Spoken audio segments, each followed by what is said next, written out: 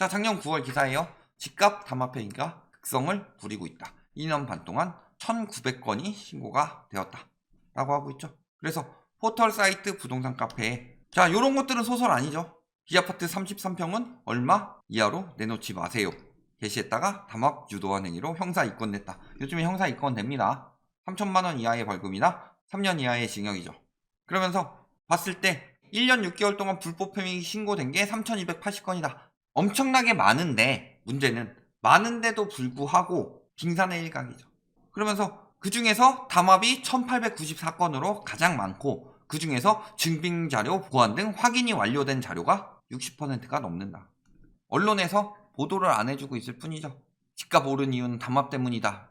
예전에 언론에서 담합 이야기를 막 올린 효과는 뭘 기대하고 올렸느냐. 첫 번째는 우리는 공정하다. 이런 이미지 세탁. 그리고 또 한 가지는 뭐예요? 담합이 극성이니까 집값은 계속 오를 것이다. 이런 효과를 기대하고 있었는데 욕만 먹었죠. 담합이 극성이고 이거 집값이 오르는 게 아니라 담합 때문에 유지만 되고 있을 뿐이다. 이런 여론이 생기니까 요즘에 담합 행태가 어떤지 보도를 잘 안 하죠. 웬만한 언론에서. 예전에는 그냥 주르륵 보도하다가 요즘에는 이제 특사경 발표할 때쯤이나 보도하다가 보도도 안 하죠 이제. 근데 담합 행태가 어떠냐. 담합에 수수료 반값 내세웠다가 왕따. 자, 근데 중개 요율이라고 하죠. 중개 요율은 뭘 이야기를 하느냐. 최대값을 받죠. 그래서 예를 들어서 중개 요율이 0.9%다. 근데 중개사 재량으로 0.5%만 받아도 돼요. 근데 이런 것들을 하면은 부동산이 담합해서 막아버린다. 문제는 수수료 반값 안 내세워도 왕따시키는 부동산들이 천지백간에 있다. 수수료 반값 가지고 이야기를 해요. 하다못해 언론에서 지금 가두리라고 몰아붙이는 데가 보통은 정직한 데가 많아요. 90%는 정직한 데고 한 10%는 가두리예요. 근데 정직한 데가 지금 집주인, 그 다음에 중개사들의 담합으로 몰아붙여서 장사 못하게 만들죠. 왜? 정직하게 하면은 집값 오르는지 떨어지는지 이야기를 하게 되는데 오른다고 해야 사람들이 살 거 아니에요. 그럼 거기 이용하지 말라고 그러지. 집주인들 당연히 이용하지 말라고 그러죠. 대부분의 집주인들 말고 특히 투기꾼들, 담합꾼들이 집값 올려놓고서 지들은 안 팔고서 다른 사람들 비싸게 팔도록 좋은 의도에서 했을 것 같아요. 가격 올려놓고 팔고 빠지고 나머지들 세금 더 내든 말든 자신감만 심어줘서 우리는 명품 아파트에 살고 있다. 문제가 되는 거는 부동산이 지위가 되도록 여론을 만드는 사회가 문제가 된 거죠. 이 부분에서 저희가 항상 언론 이야기를 하는 게 언론의 영향이 굉장히 크다. 집 못 산 사람들 벼락거지라고 하고 있는데 하다못해 애들이 보면 뭐라 그러겠어요. 어디 임대 아파트는 어디 학교 못 다니게 해주세요. 어른들이 이러고 자빠져 있는데 벼락거지래요. 전세 난민이래요. 지들끼리 놀리고 있지 않겠어요?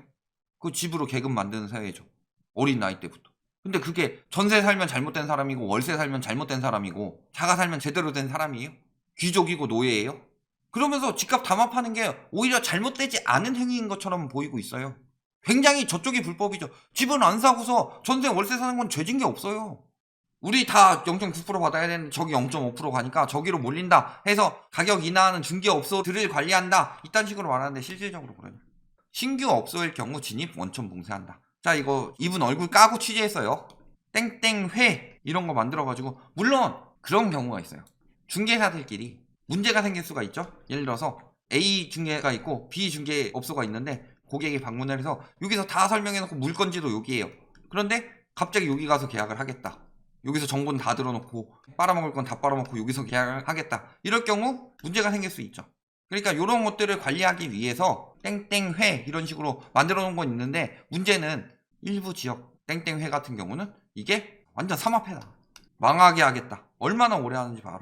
그래서 개업 후 1년이 넘는 동안 단 한 건도 공동중개를 하지 못했다. 공동중개는 절대 저 부동산에 하지 않는다. 안 해도 돼요. 왜? 진짜 웬만한 나홀로 단지 아니면은 부동산 2개씩은 붙어있죠. 여기 안 주고 다 여기 가면 돼요. 공동중개. 물건지는 보통 하나인 경우가 없으니까. 중개업소만 그래요. 단톡방에서 일단은 뭐 여기 이런 것들 항상 항시 점검 안 되니까 이런 것들 평당 900만 원 이상 가치는 내가 지킨다 해놓고서 가치는 내가 지킨다요. 가치는 내가 지키고 나는 비싸게 팔고 빠진다죠. 너네가 같이 지켜주는 동안.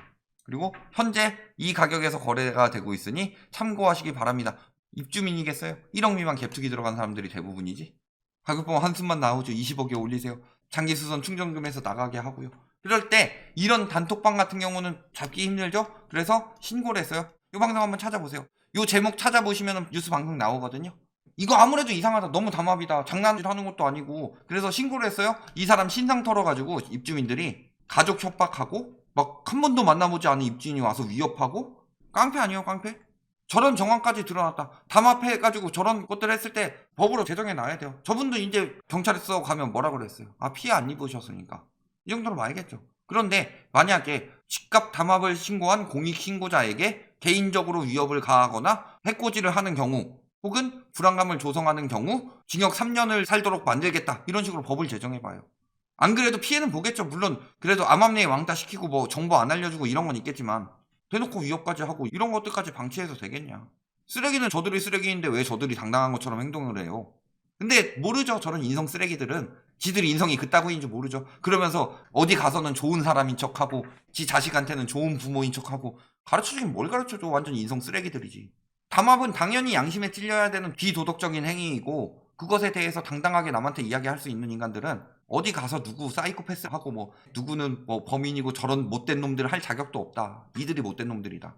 아무리 저렇게 담합을 하더라도 집값은 하락 중입니다. 실거래 가격 지수 2개월 연속 하락세죠. 여기는 서울뿐만이 아니라 전국적으로 나타나고 있는 현상이다. 그리고 전월비 12월에 0.95% 하락했다. 근데 집값 하락세는 더 크게 느껴진다고 하죠. 기사에서 계산해 주신 분이 있습니다. 제본스 지수를 활용하고 기준 시점 전후 개별 주택값의 기하 평균의 변화율을 따진다. 그러니까 주간 다 더해도 월간이랑 다르게 나오는 이유도 그거다. KB는 산술 평균으로 계산하죠. 근데 문제는 여기는 호가 반영을 하는 거고.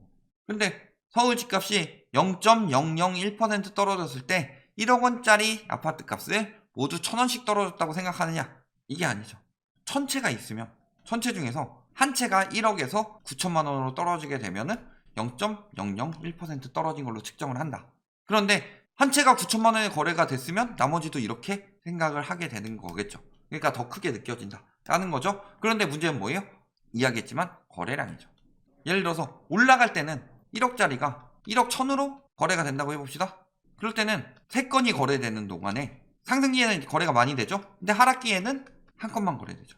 그러면 똑같이 1,000만 원 올랐다 똑같이 1,000만 원 떨어져요? 그래도 여기는 0.003% 올라간 게 되고 이쪽은 0.001% 떨어진 게 되는 거예요. 그러니까 지수 가지고 이야기하면서 떨어질 땐 조금만 떨어졌네, 그러면서 올라갈 때는 뭐 가지고 이야기해요? 중위 가격 혹은 평균 가격 이런 거 가지고 이야기를 하죠. 많이 올랐네, 100% 올랐네, 떨어질 땐 0.001% 떨어졌네. 그런 상황이 아니다. 그리고 지금 하락세가 생각보다 강하다는 거죠. 떨어지는 거는 거래량 대비로 했을 때 거의 뭐 2020년 6월 대비로 지금 거래량 얼마나 박살났어요? 거의 한 10분의 1 토막 났죠. 거래량이랑 생각해보면 10배가 됐다는 소리예요, 하락폭이. 그리고 부동산 전문가 57%는 올해 주택값 하락을 전망하고 있다. 문제는 이 중에서 급격한 하락을 말하는 사람이 있고 적당한 하락, 뭐 일시적 조정, 뭐 이 정도를 이야기를 하는 사람들이 많죠. 그 다음에 보합, 나머지 상승은 30.4%고. 그런데 왜 언론에서 맨날 상승 말하는 인간들만 들고 와요? 하락 말하는 사람도 기껏 해야지. 교수, 이 사람이 그나마 하락 강하게 얘기하는 사람, 그 다음에 이분, 그 다음에 보수신문에서 이분, 이 정도 외에 상승 누구 얘기 얼마나 많이 나와요? 심 X, 권 X, 이 X, 우 뭐 이런 사람들, 배열 얼마나 많이 나와요? 뒤져보면 엄청 많이 나오죠. 바카스, 그 다음에 갑, 심 X, 이분, 여기는 석이에요. 이런 사람들 57%가 하락 예상한다는데 왜 언론에선 상승 말하는 사람들이 거의 80-90%를 차지하느냐. 그리고 직방에서도 하락 전망이 증가했다고 했죠. 근데 직방에서는 굉장히 왜곡된 결과가 나올 수 있다고 했죠. 왜냐? 직방은 부동산을 보유하고 있든가 아니면 매입하려고 하는 사람들이 대부분 보고 있죠. 물론 전월세도 보긴 하지만. 근데 보유한 사람들은 올라간다고 해야 잘 팔리죠. 매입하는 사람들은 올라갈 것 같으니까 사는 거죠. 이런 사람들이 대부분인 데에서도 하락이 더 많이 나왔다, 상승 대비. 그렇다는 건 심리가 완전히 바뀌고 있다는 소리죠. 아무리 담합해도 사는 사람이 없는 이유예요. 이사대책 집값 안정 기여 이 이야기 했더니 무조건 정부만 까는 거예요. 뭐예요? 문제는 금리 인상과 대출 규제 강화다. 그래서 금리 인상으로 집값 떨어진다 하니까 뭐라 그래요? 금리 영향 없고 공급 부족으로 오른 거다. 공급으로 안정 기여했다 했더니 금리 때문이라고 그래서 그러면 금리 앞으로 계속 오를 거니까 집값 떨어지겠네 하면은 금리 문제가 아니고 공급 부족 때문에 오를 것이다. 뭔 개소리야. 이 새끼한테 입만 벌리면 거짓말이 자동으로 나와. 이야기했지만 금리 때문이 맞죠? 그리고 금리 지금 이번에 미국 생산자 물가지수 소비자 물가지수 봐봐요. 어떻게 된다는 얘기예요. 이거 연준한테 요구하는 게 뭐예요? 금리 더 빨리 올리고 긴축 더 빨리 해라, 혹은 강하게 해라. 비스텝 안 나오더라도 거의 7차례로 굳어지고 있죠. 올해 금리 인상. 근데 우리나라는 몇 차례나 할까요? 맨날 우리나라는 뭐 2%까지만 올리고 말 것이다. 1.25 얘기한 데가 2% 얘기하고 있어요. 그리고 주담대 금리 인상폭은 벌써 지난해 수준 웃돌았다. 21년 한 해 동안 올라간 거보다 22년 1, 2월에 올라간 게 거의 비스무리하다라는 소리죠. 최근 한 달여간 금리 인상폭이 지난 한 해 수준을 훌쩍 뛰어넘었다. 되겠어요? 사고 싶어도 못 사지. 그러니까 담합해가지고 떨어지는데 일시적 조정이다. 일시적 하락이고 보합이고 다시 오를 거다. 그런 상황이 아니라는 거죠. 이런 기사를 봅시다. 12월에도 하락한 걸로 보이고 제목을 바꿨어요. 근데 기존 제목이 뭐였냐? 많이 떨어지는 게 보이니까 제목을 재빨리 바꿔 지웠는데 이게 정리를 해줬죠. 음마 1.5, 남산타운 마이너스 1.1억, 마레프 2억, 목동 1.2억 이렇게 떨어지고 있다고. 주요 지역이. 근데 요거 올려놓고서 보니까 집값 떨어지는 게 너무 강조되는 것 같으니까 제목을 바꿨다. 지금 주요 단지, 주요 지역 다 떨어지고 있다는 거죠. 자료 만드신 분 저렇게 넣었는데 원래 제목이 저거였다. 재빨리 바꿔치기 한 거 봐요. 그 틈에. 와, 하루도 안 됐는데. 결론 뭐예요? 아직도 암암리에 담합 천지다. 1900건이 신고되었다고요? 실질적으로 이루어지고 있는 건 19,000건이 넘을 겁니다. 왜냐면 그 단톡방에서 신고할 만한 용기가 없죠. 왜? 신고하면 왕따시키고 협박하고 위협하고 찾아내고 색출하고 고짓거리 하니까. 조금이라도 거기서 불만이라도 이야기하면은 누군가 신고했을 때 당연히 그 사람부터 의심하고 그러니까. 그럼에도 불구하고 담합해서 지금 호가는 높여놨어요? 호가는 안 떨어지죠. 한 조합장님 계시는 그 단지는 호가 2억 올랐다느니 하고 있는데 호가는 오르는데 실거래가는 떨어지는 기현상이 이루어지고 있습니다. 이건 무슨 소리예요? 담합해서 호가 올려놓고서 본인들은 몰래 저렴하게 팔고 각자 도생 중이다. 그러니까 우리 아파트 가치를 올려줍니다. 가치 올라가서 몇 달 몇 년간은 기분 좋았겠죠? 그리고 그 다음에는 엄청난 손해. 원래 사기꾼들이 그렇게 말해요. 담합 주도하는 인간들 봐봐요. 대부분 도망갔고 사기꾼들만 남았다. 아니면 진짜 멋모르는 인간들이나. 사기꾼들의 게임에 넘어가서 바지 사장처럼 앞에서 총알바지 역할을 해주는 정도 인간 아니면은 멍청하니. 그래가지고 아이고 저기 뭐 우리 부녀 회장님이 대단하신 분이고 우리 아파트 가치를 지켜주셔야죠. 부녀 회장님이 우리 단지를 위해 힘쓰시는 겁니다. 대단한 역할을 하고 계십니다. 끼워놓고서 쥐들은 팔고 빠진다. 하지만 그래도 이 상황이고 그래도 가격이 떨어진다. 그리고 앞으로 각자 도생은 늘어날 수밖에 없다.